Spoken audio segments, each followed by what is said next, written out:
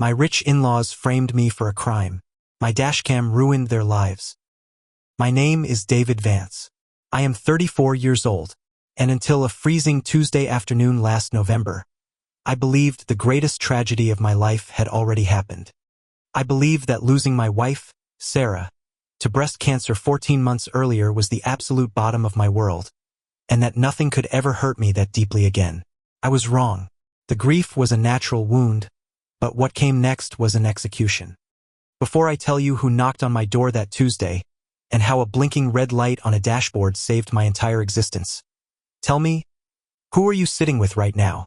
Do you know what they are capable of doing when they decide you are no longer useful to them?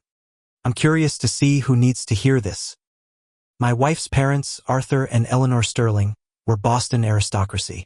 They lived in a sprawling brownstone on Beacon Hill, possessed generational wealth, and had never hidden their disappointment when Sarah married an architect who grew up in the suburbs. When Sarah passed away, I became the sole parent to our 4-year-old daughter, Lily. I assumed our shared heartbreak would bridge the gap between me and my in-laws. Instead, Sarah's death merely removed the only shield protecting me from their judgment. They didn't see me as a grieving widower.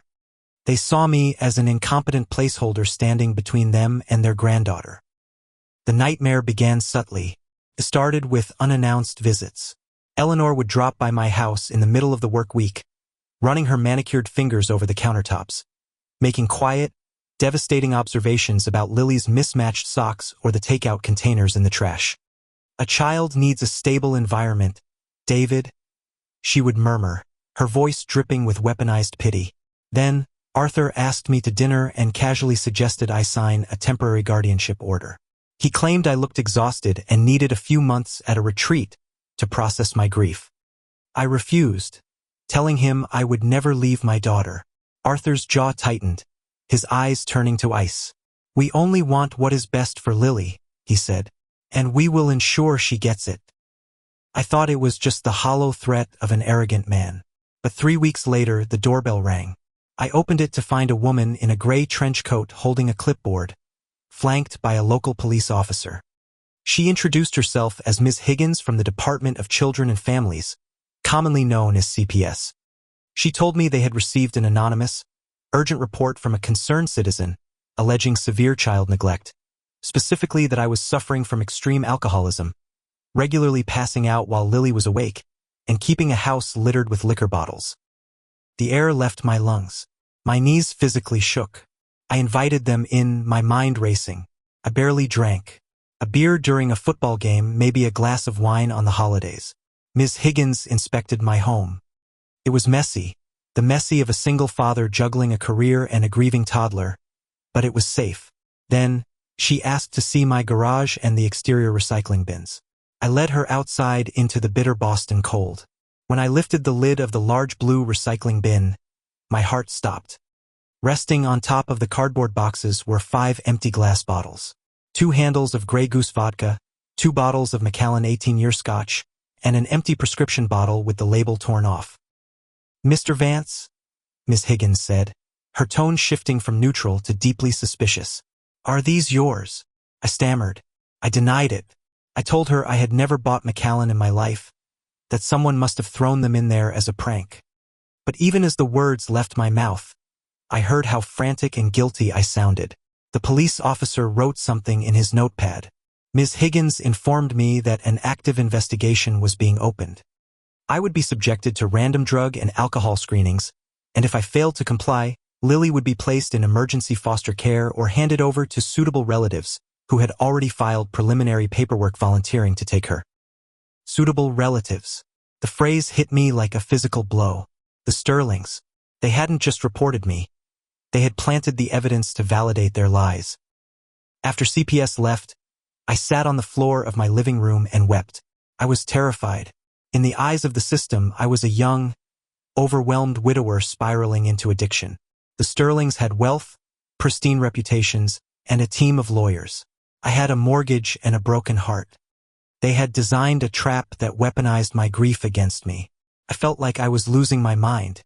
For a fleeting, terrifying second, I even looked at the bottles on the counter where the caseworker had left them and wondered if I was losing my grip on reality.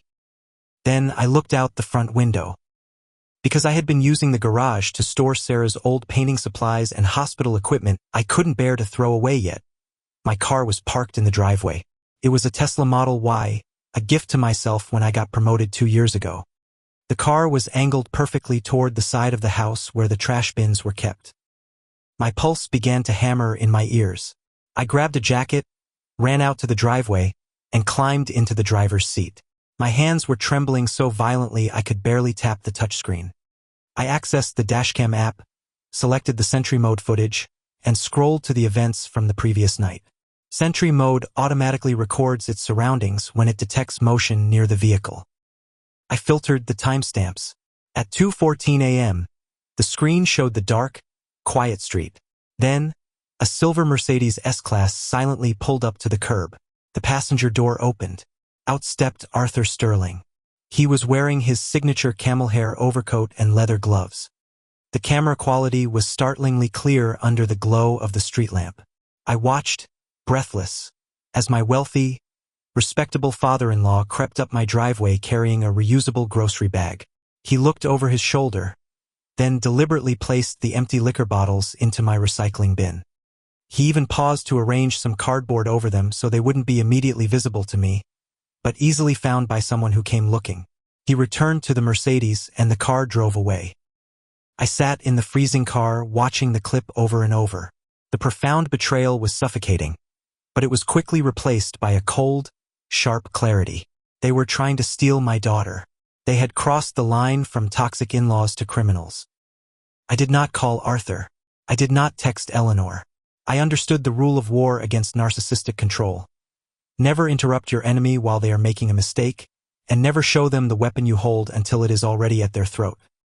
The next morning, I hired Marcus Thorne, a family law attorney known for being utterly ruthless in court. I showed him the footage. Marcus didn't just smile. He practically bared his teeth. He advised me to play along. I was to act broken, desperate, and compliant. 2 days later, the trap was set. Arthur and Eleanor came to my house, flanked by their own attorney. They presented it as an intervention. They sat on my couch, looking at me with expressions of practiced, sorrowful concern. Lily was at preschool. "David, we spoke to CPS," Eleanor said, dabbing her dry eyes with a tissue. "We know about the drinking. We are heartbroken, but we must protect Lily.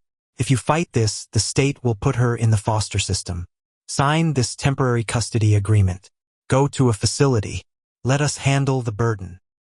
Arthur leaned forward, looking at me like I was an insect. "It's over, David. Don't make a scene. Just do the right thing for once." Don't make a scene. The audacity of his words echoed in the silent room. I looked down at the documents they had placed on my coffee table. It was a complete surrender of my parental rights, cleverly disguised as a temporary medical proxy. I looked up at Arthur. "You really want what's best for Lily?" I asked, my voice barely a whisper. "More than anything," Arthur replied smoothly. "Good," I said. I picked up a remote control and pressed a button. The large television mounted on the wall behind them blinked to life.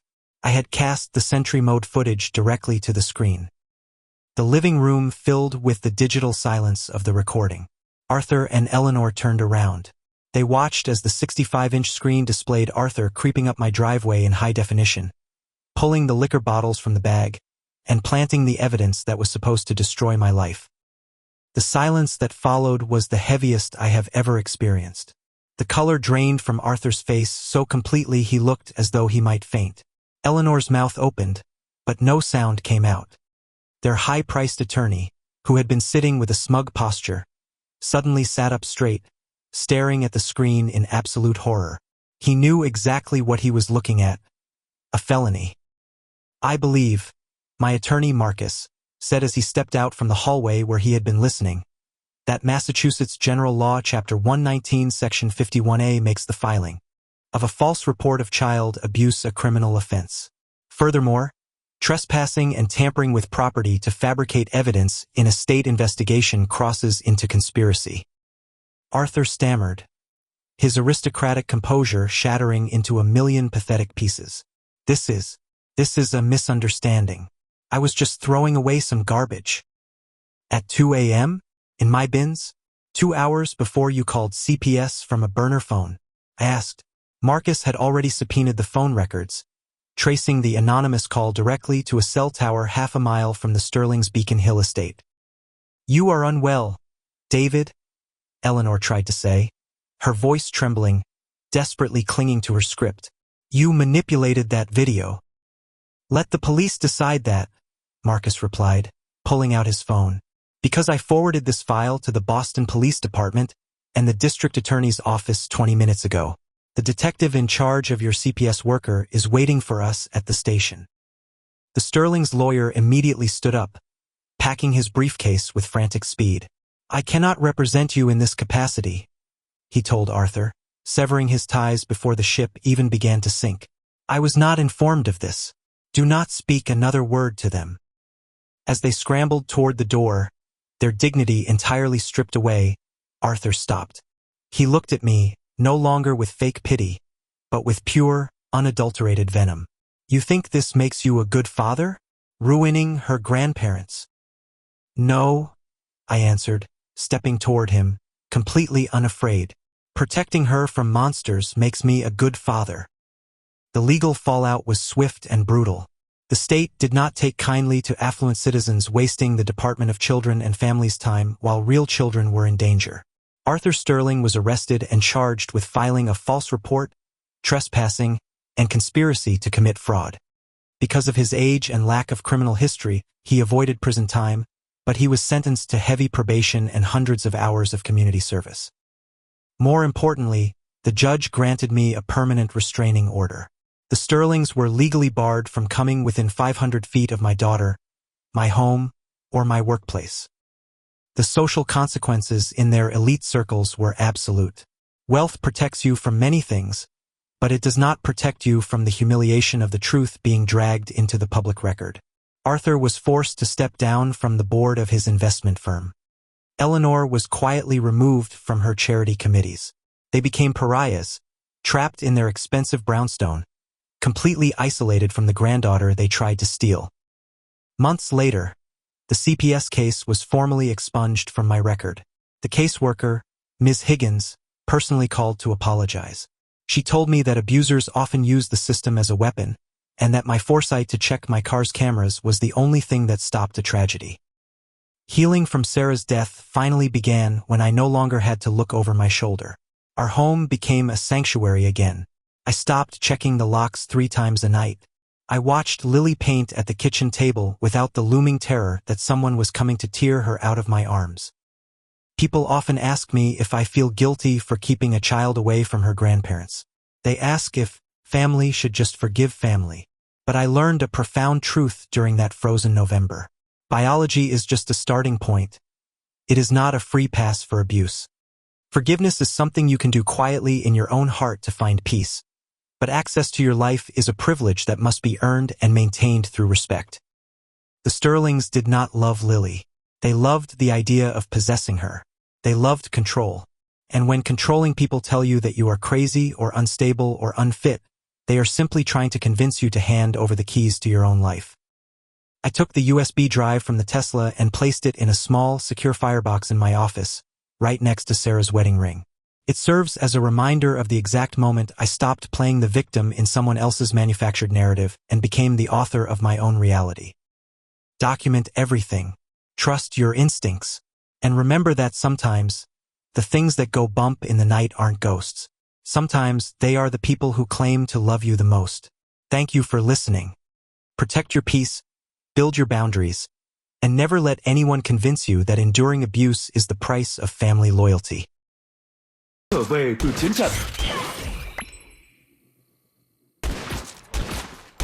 Enemy ultimate.